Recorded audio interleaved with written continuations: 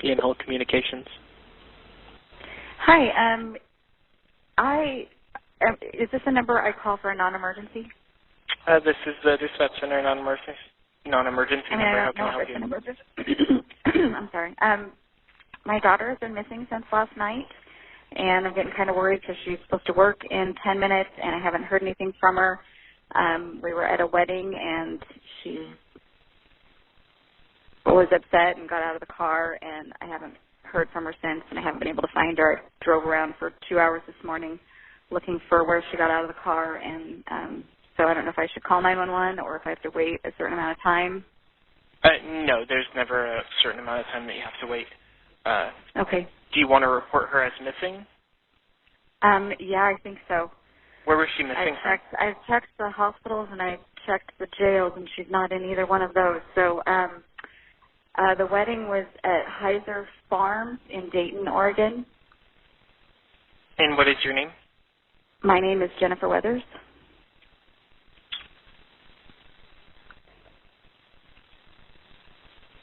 And what is her name? Meighan, M-E-I-G-H-A-N. Cordie, C-O-R-D-I-E.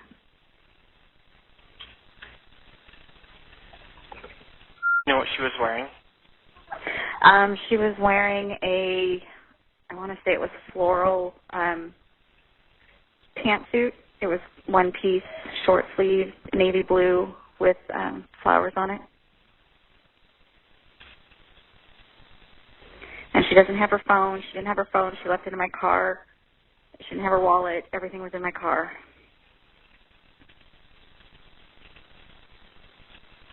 Okay, we'll go ahead and have someone get in contact with you, okay?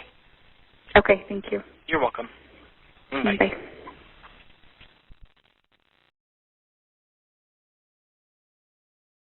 Yeah, we were in the car. Okay. And then it got heated in the car? Mm-hmm. Okay.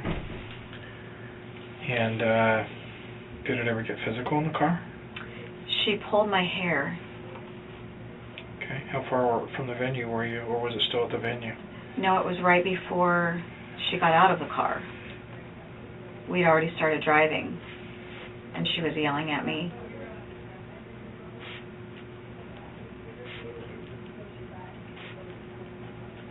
And she just yanked my head back. And I slammed on the brakes.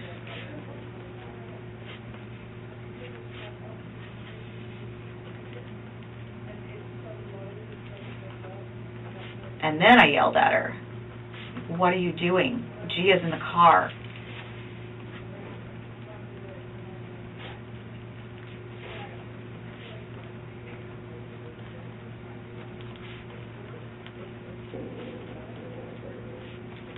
And I reached back and hit her arm. I must have hit her arm. Just trying to make her let go of my hair. Mm-hmm.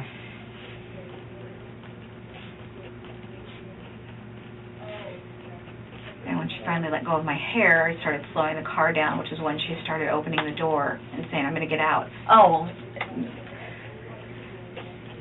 first she had called her boyfriend. You hit her in the arm how many times?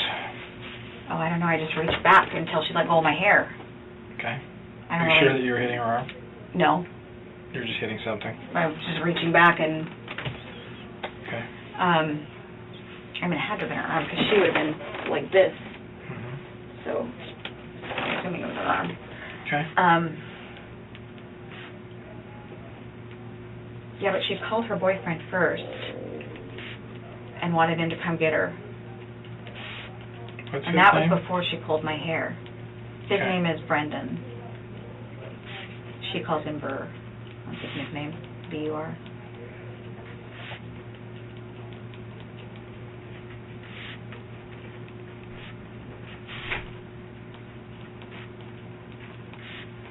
Okay, but he couldn't come get her. Uh-uh.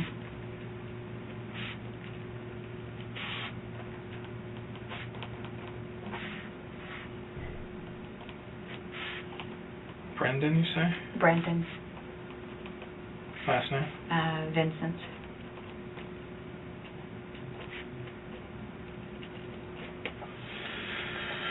Okay.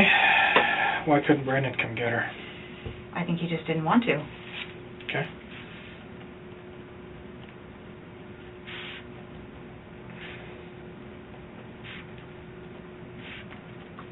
Well, and he had to work at 4 o'clock the next morning, so that's probably why. Where does he work? Fred Meyer in Wilsonville.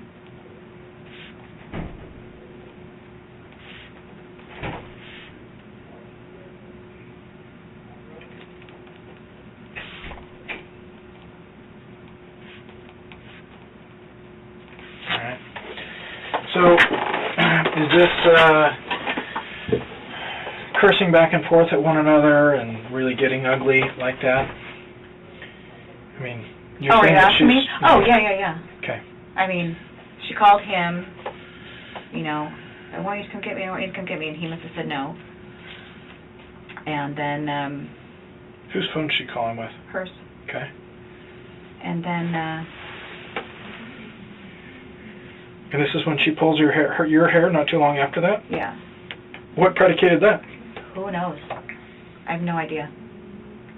Were you guys in the middle of yelling at one another and she pulls your hair? Yeah, I'm sure. Okay. I mean, usually there's something like that. Like Well, somebody yeah. says something Well, that, like, I mean, you know, yeah. if you were back to, like, you know, the silent treatment, like not talking to one another, then it would be, you know, it wouldn't seem like it would be. Oh, right, like not talking and all of a sudden she just reached up. Oh, no, yeah, we were still arguing. Okay. Oh, yeah, for sure. Yeah. Okay. Yeah, so then, you know, after he wouldn't come pick her up, and she pulls my hair.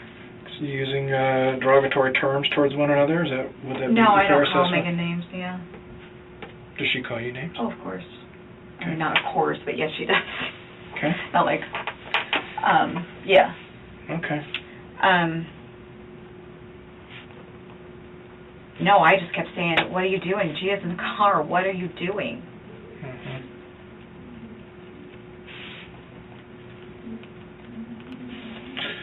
Okay.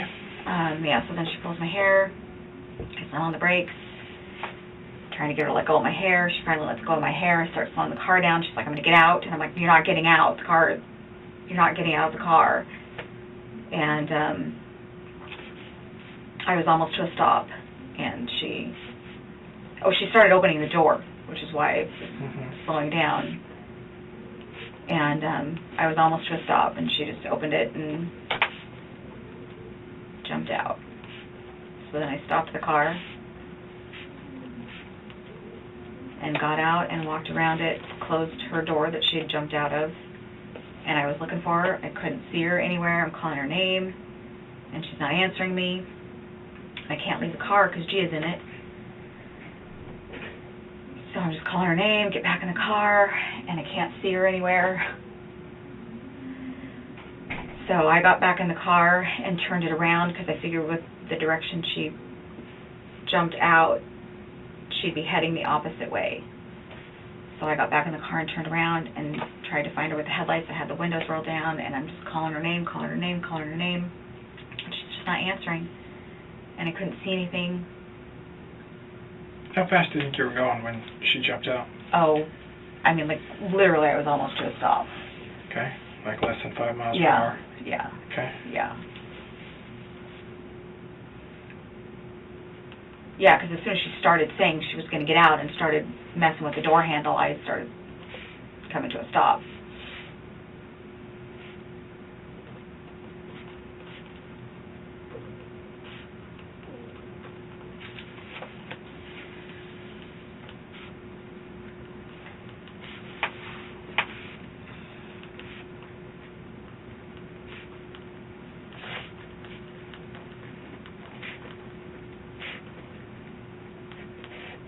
How long after she jumped out were you out of the car going around the back of it? I mean, not that long. I mean, she jumped out, I stopped the car, put it in park, and got out. So a matter of seconds. Yeah. Yeah. You didn't call anybody or anything like No, no, I got right out of the car. that? Okay.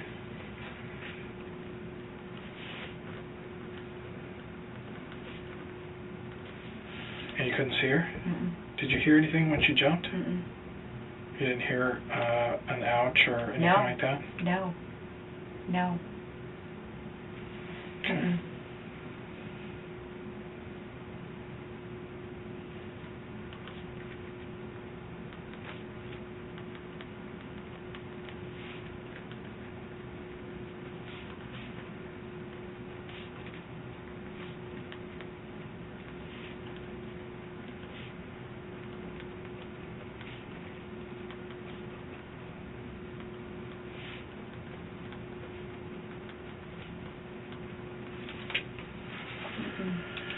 Okay.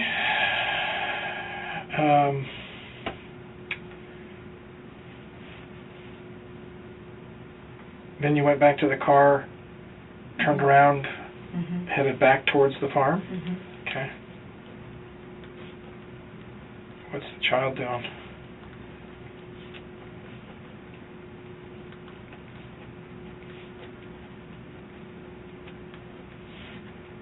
I don't know.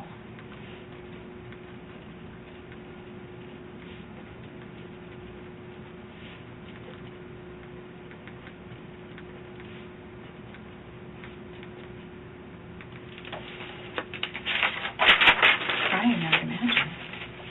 Okay. I was just so focused on trying to find Meighan, and I'm calling her name and looking out the window and trying to hear her.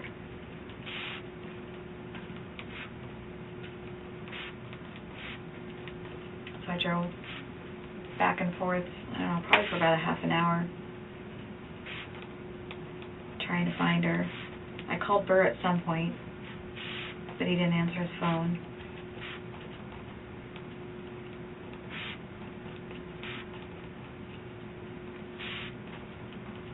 And then Gia was crying.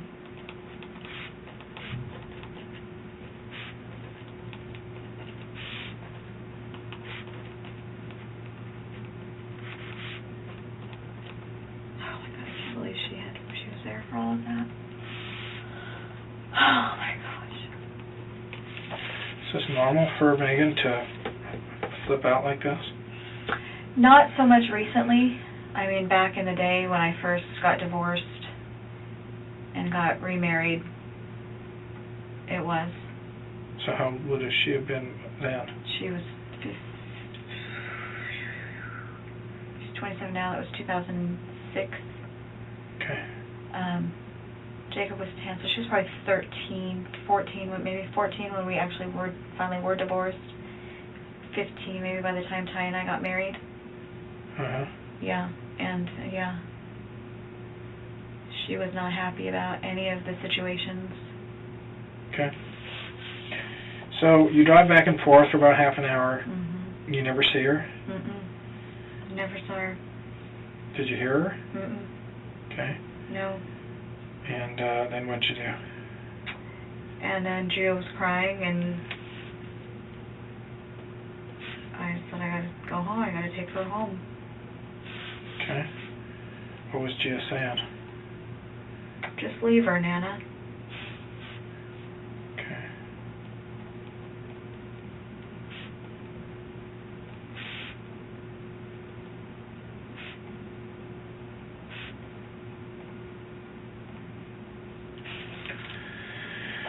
All right. And then we went home. Went back to King City? Mm-hmm.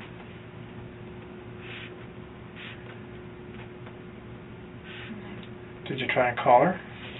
Try and call Meighan? Mm-hmm. Mm-mm. No, I did not.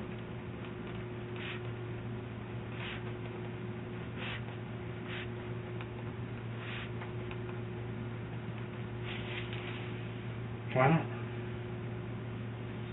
I don't know. It didn't even occur to me to try and call her. Okay. I was more worried about Gia and getting Gia home. At that point, Meighan wasn't my focus, Gia was.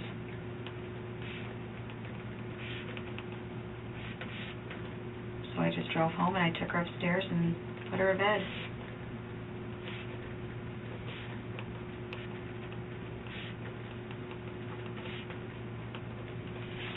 Had Meighan done this kind of stuff in the past? What kind of stuff? Jump out of your car? She'd never actually done it, but Yeah, she's threatened to before. Okay. Back in the day. Okay. So, what time do you think you got home? I don't know, probably almost midnight by the time I got home. Okay. Around midnight. And then I woke up at about 5:30. Went right to bed? Mhm. Gia go right to bed? Yeah, she was conked by the time we got home. She was already asleep in the car. Okay. Mhm. Yeah.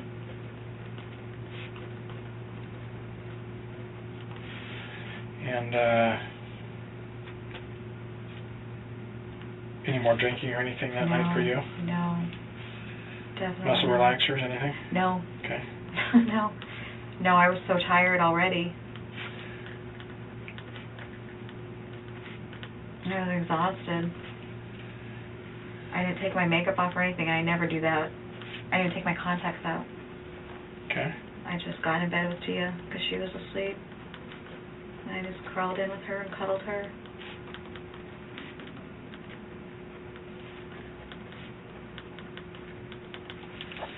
Okay. Did that surprise you that Meighan was acting the way she was acting in front of her daughter? In front of her daughter, yeah. And that she wouldn't stop. Okay. It definitely surprised me. I mean, she hasn't done anything like that before. No? No. No. I mean, not in front of Gia. Okay. No. She's acted out of control in the past, but not in front of Gia. Mm-mm. Okay. Yeah. I mean, and yeah.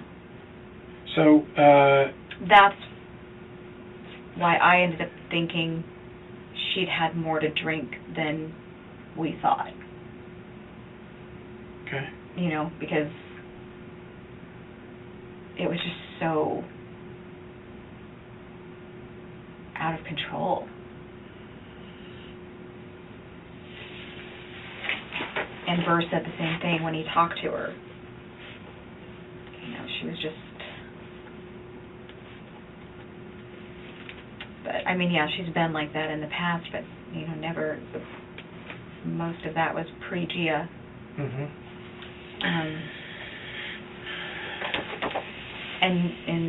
And usually in text. Mm. You know, she likes... She's an angry texter. An instant angry texter. What kind of stuff sets her off? Me. Anything I do. You know, she'd done it to me a few weeks ago when I stopped by to pick up Gia while she was at work. I met her at her work and picked her up. And Where does she work? Blue Mercury at Bridgeport. What is that? It's a cosmetic store with aesthetic services. Okay. She's an esthetician. Uh-huh.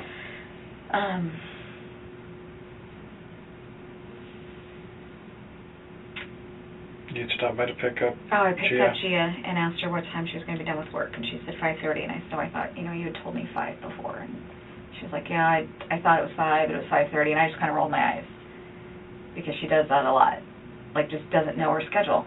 Mm-hmm. And she's like, what? I'm like, well, I just don't understand how you never know your schedule. Like, you're 27 years old. Mm-hmm. How do you not know whether you get off at 5 or 5:30? Mm-hmm. You know? And that was it. And then I go home, and the text messages start.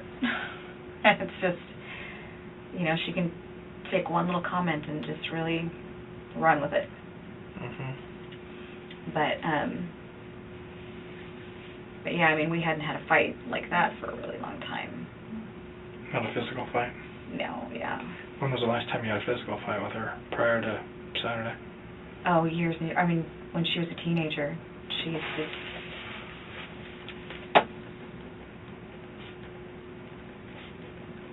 act like she did that night. Okay.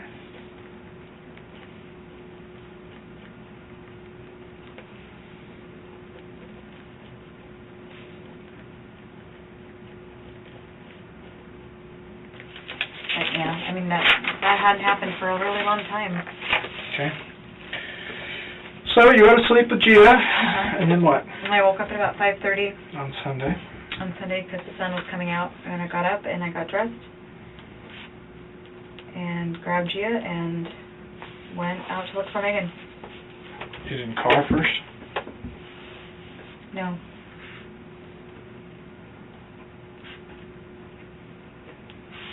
No, I had her phone. She had left her phone in the car. When did you figure that out? When I took Gia out of the back seat, I saw it on the floor.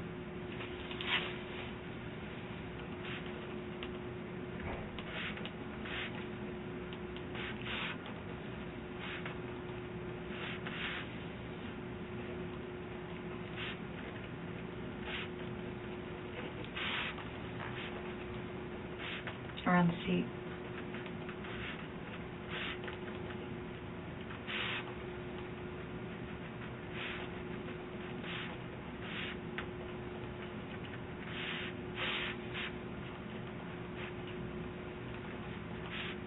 When I got out of the car, I saw it. I was grabbing everything, my phone and my purse.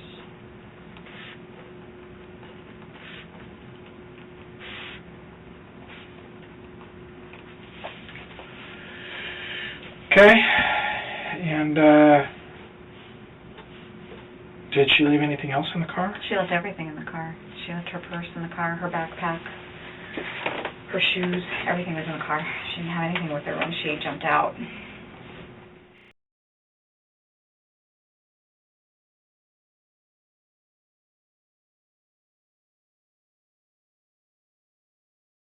That breaking news we're following out of Yamhill County tonight. A body believed to be that of a missing mother has been found 5 days after she disappeared. Now, that body was found down an embankment near Dayton, several miles from where she disappeared after a wedding. Our Lisa Balick live on the scene now in Yamhill County where that body was discovered. What can you tell us, Lisa? Well, just a few minutes ago, a vehicle pulled up. I'll step out of the way. It's the Oregon State Police Crash Reconstruction Team. Now, I asked what's happening, and they say, look, we don't know if there was a crash here or not, but they come in and they investigate. They will also be using a drone to map the area where Meighan was found. Her family says the pain is unimaginable after learning that her body was found here.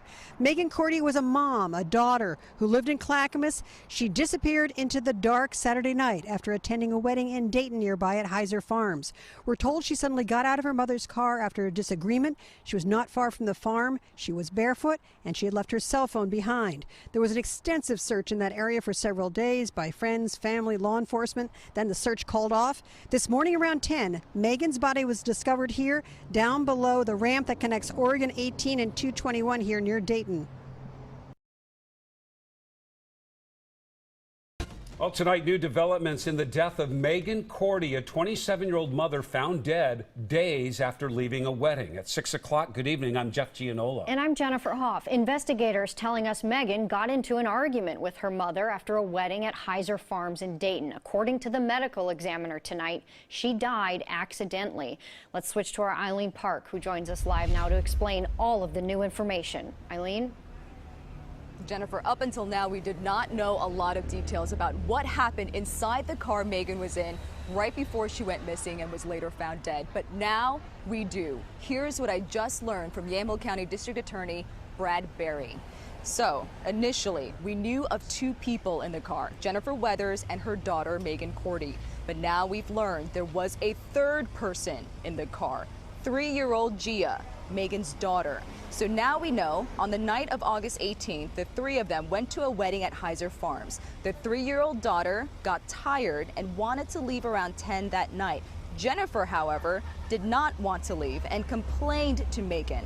Well, the three got in the car, started screaming at each other, and investigators say they even found a clump of hair they believe was Jennifer's. So they say the two were not only verbally fighting, but also physically in front of the 3-year-old.